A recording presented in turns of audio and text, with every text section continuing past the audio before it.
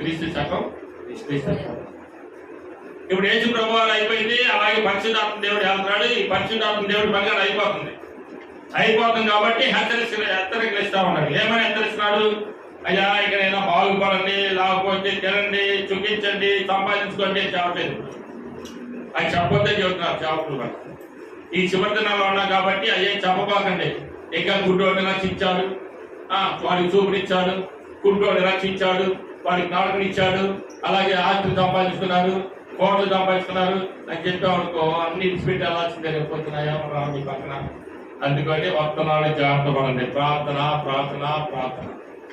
ప్రార్థన చేయండి, దేవుడి దగ్గరికి వెళ్ళండి, దేవుడు వచ్చే టైంకి సిద్ధపడండి, పరలోకంలో ఉండడానికి సిద్ధపడండి.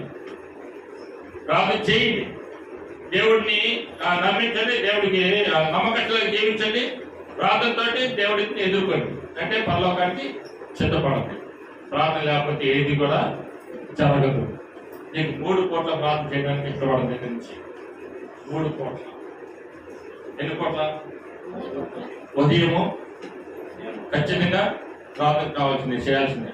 ప్రభా రాత్రి నుంచి నాకు మంచి నిద్రనిచ్చా, దొరికాను మేలుకుని ఇచ్చా, తిరిగి ప్రభా నా తండ్రి ప్రాణాలతో వచ్చావా, నీ కొందాలు ఈ జనం చూడగా అనేక మంది లేచిపోయి ఉండొచ్చు, లోకానికి పెట్టి ఉండొచ్చు, అనేక మంది హాస్పిటల్ పాలై ఉండొచ్చు. కానీ నన్నైతే సంతోషంగా మన నిద్ర లేనావు, నీ బాధలు గురించాలి. మీకు స్తోత్రాలు. అబ్బా ఎంత డ్యాన్స్ చెప్తే అంత సంతోషిస్తాడు.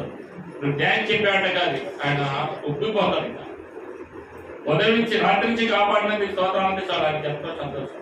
అలాగే మధ్యాహ్నం ఇంచుమించు 3 గంటల సమయం అపోస్తలుల కార్యాలు 3వ ఏమంటారంటే, ఎదిగో వాళ్ళు ఇంచుమించు 3 గంటల సమయం ప్రార్థనా సమయం అంటారు. ఏ సమయం అది? ప్రార్థనా సమయం అంటారు. ఇంచుమించు 3 గంటల సమయంలో అపోస్తలుల కార్యాలు 3వ అధ్యాయంలో పగలు 3 గంటలకు ఇంచుమించు 3 గంటలకు ప్రార్థనా కాలమున పేతురును యోహాను దేవాలయానికి ఎక్కిపోతుండగా ఇక్కడ ఏమంటారంటే దేవాలయానికి వెళ్తున్నారు ప్రార్థన చేసుకోవడానికి. అర్థమవుతుందా? ప్రార్థన. ఇప్పుడు 2వ పూట, 3వ పూట సాయంత్రం పూట. ఎట్లాగా ముమ్మారు ప్రార్థన అంటాడు. దావీదు ముమ్మారు ప్రార్థించను, దానియేలు ముమ్మారు ప్రార్థించను, యోబు ముమ్మారు ప్రార్థించను. నువ్వు బైబిల్ మొత్తం తిరిగితే ముమ్మారు అంటే 3 సార్లు.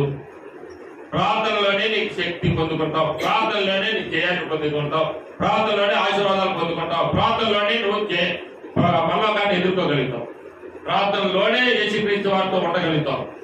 ప్రార్థన లేకుండా ఏది చేయలేము.